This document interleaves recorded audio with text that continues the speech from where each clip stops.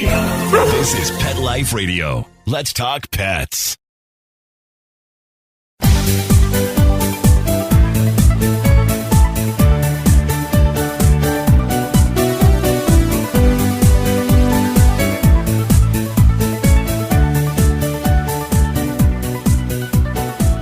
Hello, pet lovers. Welcome to Best Bets for Pets. I'm your show host, Michelle Fern. Today, we have a wonderful author that wrote the cutest book, and I can't wait to share it with you. So stay tuned. We'll be right back. Take a bite out of your competition. Advertise your business with an ad in Pet Life Radio podcasts and radio shows.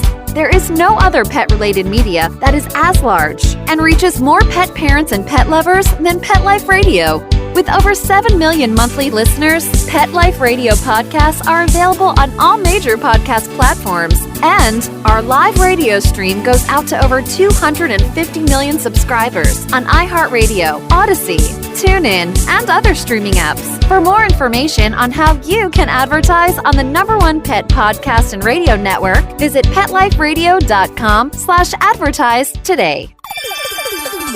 Let's Talk Pets on PetLifeRadio.com.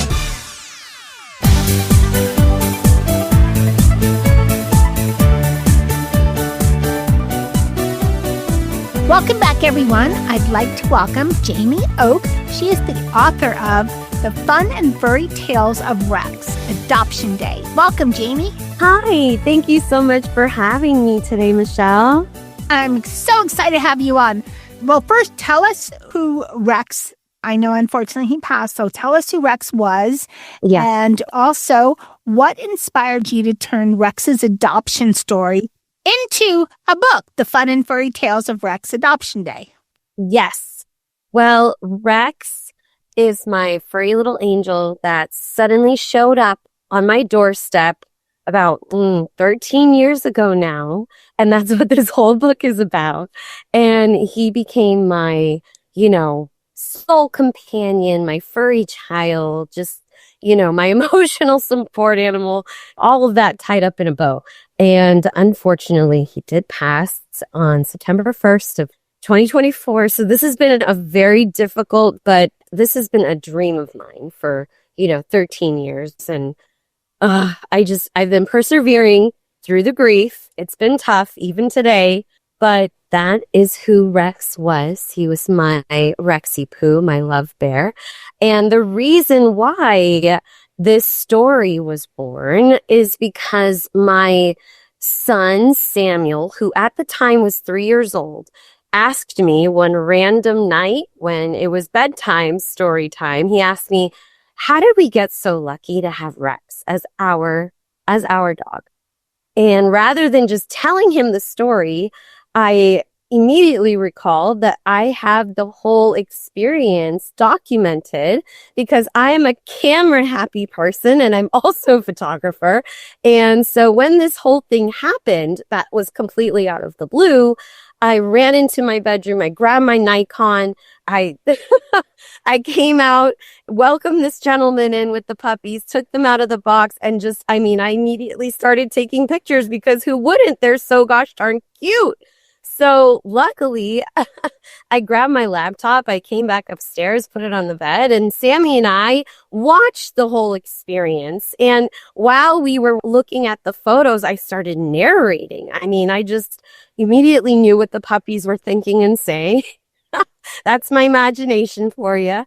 And by the end of this album, my son and I, we were laughing. We were just, it was just so cute. You've got to see the pictures. You've got to see this story. It's so cute. These puppies are just ridiculously adorable. And it made us laugh so hard. And Sammy at the end, he said, Mama, you've got a pinky swear. And he put up his little pinky, his little 3-year-old pinky, and said, you have to turn this into a book because I want to read this story again. Very cute. Very cute. That's it. So let's go back a little bit. Thank you for sharing that. Let's go back a little bit. How did you know? Now, when Rex was brought to your door, there were a total of 3 puppies brought to your door from a neighbor, but you adopted just one, right? which one is enough. I mean, cats need companions, dogs, one's enough. So how did you know that Rex was the one?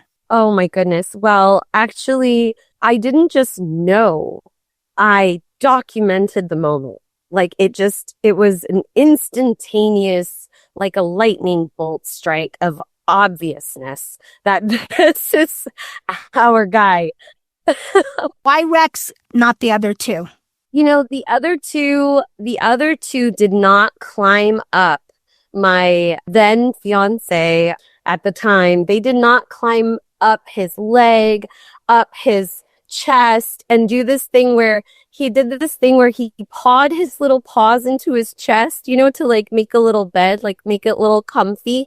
And he did this little thing where he kind of like, turned around 360 degrees and then he just plopped down and snuggled in.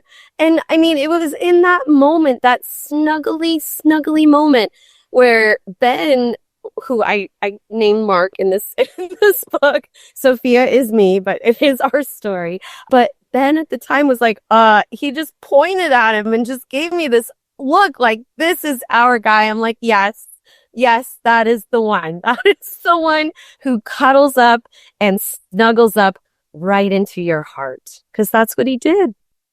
That's so funny because I was thinking about not my first dog, but as an adult, but my second one, Mr. Zeus. So the first time I met him, he ran into the corner. So I don't know what that means, but it was at a shelter and he'd been returned and he was a timid dog. He was always kind of shy and, chill. But yeah, I didn't get that kind of a welcome. He just went right in the corner. But once I brought him home, we were buds. We bonded after he freaked out about the car ride, but he bonded.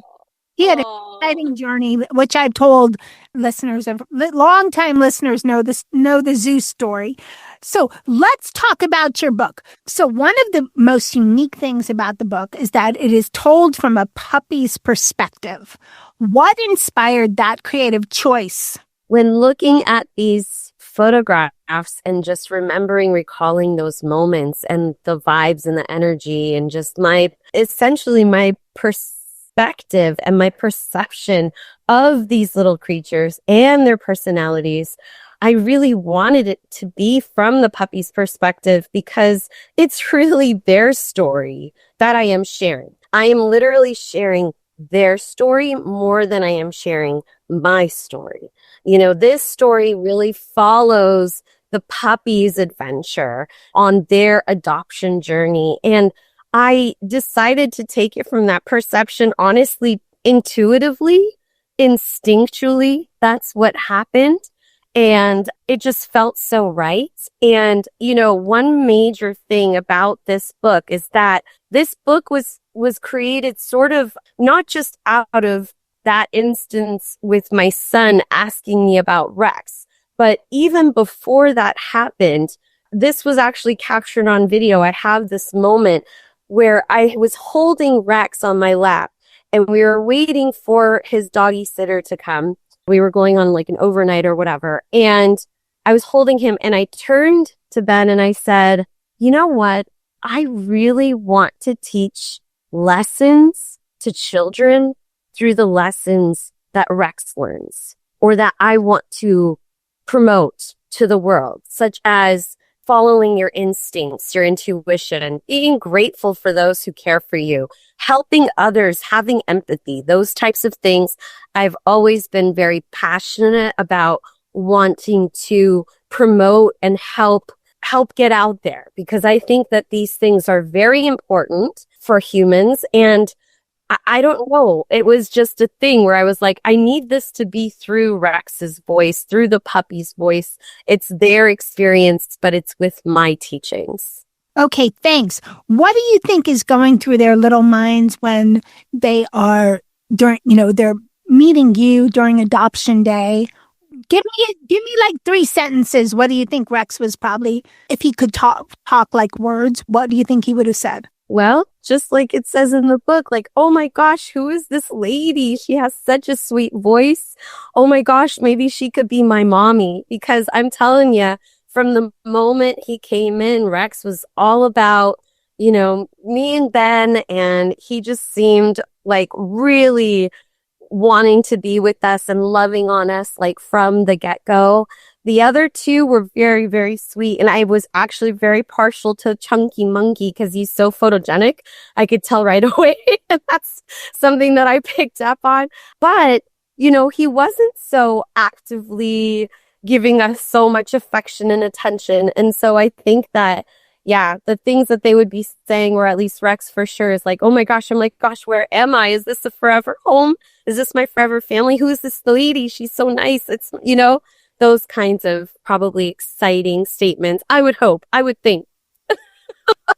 I'm sure that's exactly what Rex was thinking. You mentioned you're a photographer. You have some gorgeous photos in the book. Thank you. And this is something, I might have known this because I live in a warm climate. So it's something that we deal with all the time. But a lot of your pictures are of the puppies and they're down at your feet. So you have a gorgeous pedicure for like 4 pages. Did you think, oh my gosh, what in the world would I have done if I wasn't up on my pedicure?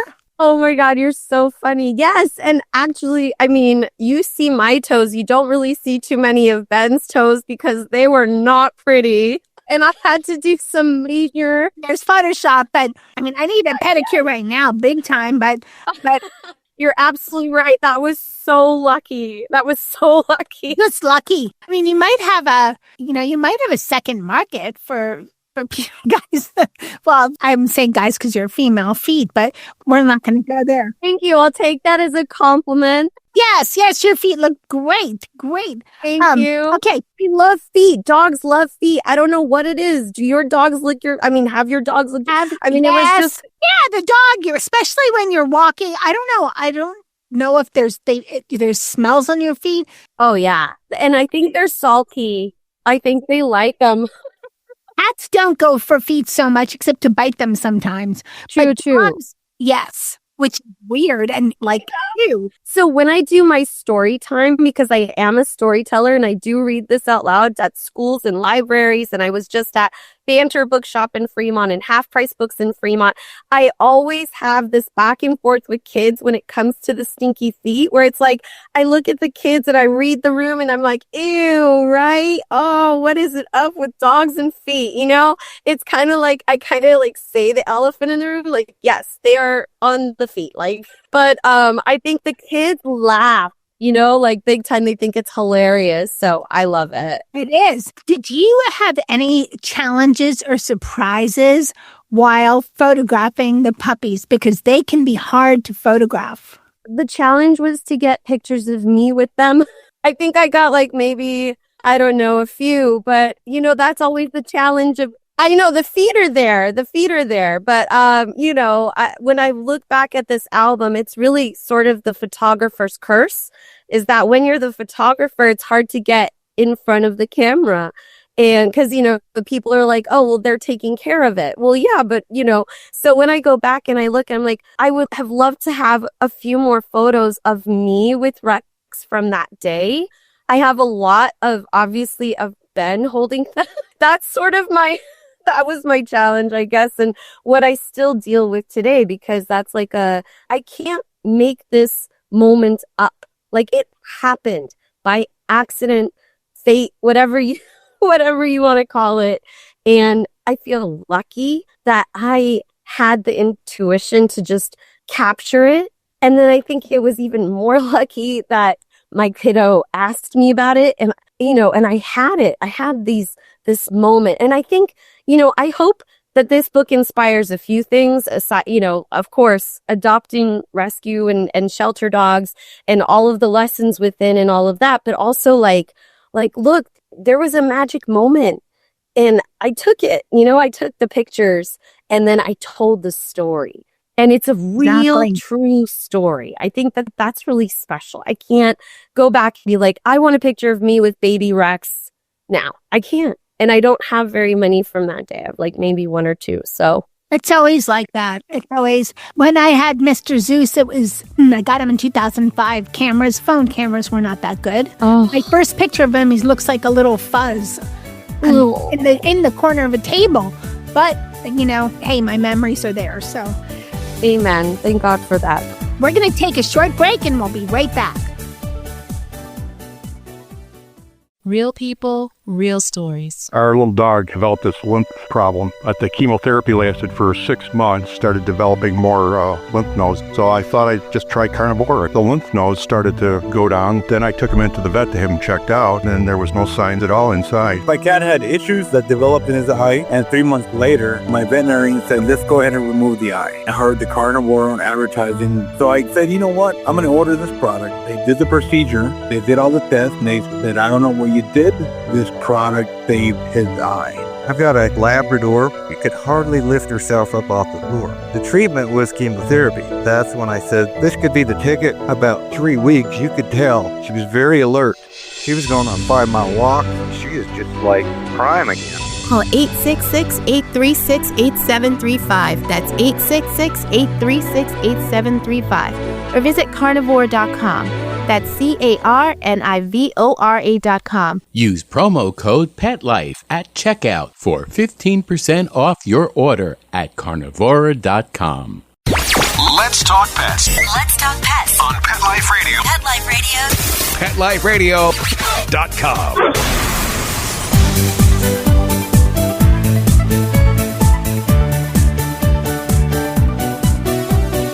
Welcome back, everyone. We are talking to Jamie Okh. She is the author of The Fun and Furry Tales of Rex, Adoption Day. Okay, Jamie, do you have a favorite photo in the book? And what's the story behind it? When Rex gives me a high five, that is my favorite picture. I mean, when that happened, I just thought, because this is a puppy. This is I think he was maybe 6 weeks old at the time, maybe. And I don't think anybody got to teaching him how to high five yet. No. And so this is literally one of the moments in the book. It's true. But I did say, let's just adopt all of them. Like, how are we ever going to pick just one? Because that was the conundrum. Like, how are we going to pick from these 3 adorable furry angels? Like, how could I, And then when I said that, Rex really did run out from underneath the couch where he had been cowering the moment before, which I also capture the picture before. I actually capture a dog gasping. You see it. I've never seen that before. So I thought that was pretty cool. But there was this moment in the book where Rex thought, they're going to pick one of my brothers and not me, because he didn't get a chance to lick my toes and show me how much he liked me, right? And then the next moment, I'm like, let's just adopt all of them. And this little guy just ran out from underneath the couch and literally gave me a high five with essentially my fingers, because his paw was so small. It was so tiny. And that right there, I mean, that was amazing. It's like, wow. You can't make that up. You can't. No. AI couldn't even do that. AI couldn't even do that. We talked a little bit about adoption before the break. Why is it so important for people to, this is a book for children, so it's more reaching the parents, and for the children to understand that it's so important to adopt, and that I'm very pro-adopt. There's rescues for specific breeds if you're looking. If you look in different places, you'll find the mix you want. I understand some people want designer dogs, but there are so many to adopt. So I'm glad you're sharing this, created a book that does focus on that message. Why is it crucial in your point of view? Okay, so for pet lovers, okay, dogs and cats and rabbits and birds and just all the pets out there, okay, for the pet lovers out there, I am sure that none of us even want to think that the reality is that when pets do not get adopted, there are so many beautiful furry and children, furry or reptile or pet, all the pets, okay, that unfortunately are euthanized, okay? And that kills me. When I look up the statistics, like you can, ASPCA, it's millions, okay? Crazy. Yes. The last time I looked up the statistics, it said every year in America, something like approximately 6.5 million dogs and cats get put into the shelter system, and only 3.1 dogs and cats combined, 3.1 million, come out. So I'm like, well, what happens to the other millions? That's not cool. And how do we whittle that number down? How do we get more pets in homes and safe and sound to have beautiful lives with their companion humans? I mean, it is something that is so important to me that if you go on my social media, Stories by Jamie, you will see that I go to shelters. I just went to the San Jose Animal Shelter and I posted about the available dogs that are up for adoption there. I also went to the other one, the Silicon Valley Humane Society, and I just posted a video there, and I got a lot of traction and I got a lot of folks going to those places, which was such a blessing. I didn't know what would happen, but I received word that, that helped. And I'm hoping to do more like that. I feel like we all should volunteer our hours if we have a little bit here and there to go to shelters and to help the dogs and cats in the shelters be okay during their time in the shelters. So this is something that I am very obviously passionate about. And I do hope that my book about adopting a dog helps other dogs and cats get adopted too, so that they can find their forever homes too, just like Rex did. Thank you for all that.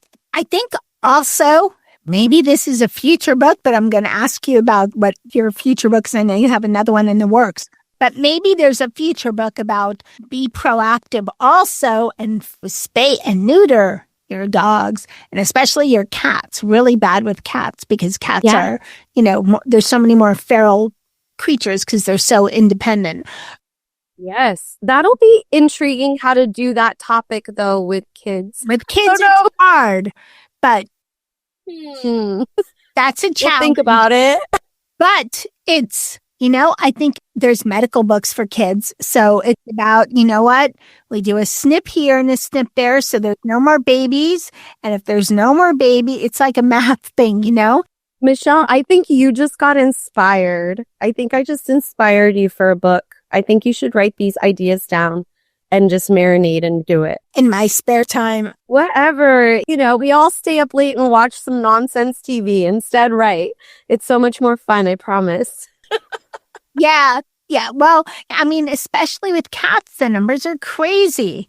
Okay, let's say this book audience is for, most of our listening audience. There's some children, but mostly pet parents. Lots of pet parents want to be pet parents and human pet parents or human parents. We call them too, right? But what would you say to all the people that are thinking, this might be a good book for my kids, but I don't know. Why should they buy your book? Oh my goodness. Well, for the soon-to-be pet parents, this is a perfect book to even start to introduce the idea of having a furry child in your life, of adopting a dog or a cat. This is a wonderful example of how, this is a new experience. Let's explain to our kiddo, we're going to adopt a dog. We're going to go and see how the energy is between us. We're going to, check out to see what the doggy is, how they're interacting with us. And this is great in terms of really introducing the whole concept and showing kind of an example, if you will, of adopting. Also, it's a great celebration of adoption book. One of my friends actually recently just told me that her friend is having a gotcha day party for her dog. I was like, wow, that's a great... I didn't even know that. What is it? A gotcha day? A gotcha day party. So they don't know the birthday of their dog. Instead, they celebrate their gotcha day, the day that they adopted their dog. And I thought, oh my God, I actually went on Amazon. There's even decorations for this. I was like, oh my God, this is amazing. But a gotcha day present. She was like, this is a gotcha day book right here. Like this right here celebrates adoption. This right here. And Michelle, you did it yourself too. This book inspires people to think about the day that they adopted their pet. It does all the time. Like you spoke about it. Whenever I talk about this book or after a read aloud, people come up to me. They're like, when I adopted my dog, this is what happened. And I love that. I love that this book actually really resonates with people in a very specific, happy memory, namely the gotcha day of their pet. And aside from that, it does have a lot of this wonderful, lessons about adoption. And these are rescued puppies. In the book, it talks a lot about how grateful the puppies are to the kind man who rescued them. There is specifically quite a bit of language about that to really help children and people of all ages learn, to be grateful for others, to be grateful for those who take care of you. That's like a big, and that it's important to help others. Namely, in this case, it goes hand in hand. Rescuing these little puppies equals helping others, right? So there's so many great messages. Yeah. And lessons. And one, I don't know, maybe you're too modest, but the pictures are amazing. They're beautiful. Thank you. Clear, colorful. I mean, they're very, and that is important because they're engaging for children. So that's really important. Okay, what can we expect next? Well, just like this book that makes people just go ooh and oh and cute and giggle and all of that. Okay, the next book, The Fun and Furry Tales of Rex Puppy Love, is super, super cute and makes everybody that looks at the pictures of Rex in that one just ooh and ah, gives everybody happy vibes. All my books, I want to give you happy vibes. Even if it's a heavy kind of topic, like rescuing dogs that were left outside or whatever, you're going to get it in a beautiful, cute, happy vibe. But this book takes it to another level because I tapped into one of my God-given gifts, which is being a poet. I'm a poet and I know it. I've been a poet since I was 12. I've been published. I won many, many, many awards. And so I brought my poetry skills, if you will, to The Fun and Furry Tales of Rex Puppy Love. Oh, great. Yes, it's all in poetry. It's so super fun to read aloud, and you know how it is with rhyming books for kids. But this book really is about gratitude. This is about Rex coming to his new home and being so super grateful because Rex knows what it is to not have a home and not have parents and not have food and all those things. And so this book is a true, Rex is talking to you and telling you, look how beautiful my home is and my toys are. And that is to help inspire children to feel gratitude. Well, what are you grateful for? Who are you grateful for? My books are meant to be an interactive read with kids, to really, showcase these lessons. And so Puppy Love, I'm really going double down on trying to promote having genuine feelings of gratitude because that makes us healthier and happier as human beings, period. Yes. Yes, it does. We need more gratitude. And that's a life lesson I have learned the hard way. So I am now promoting. Well, we need a lot of that. We need more of that these days. Okay, Jamie, where can people find out where they can purchase The Fun and Furry Tales of Rex Adoption Day and find out more about you? storiesbyjamie.com. And you spell my name Jamie.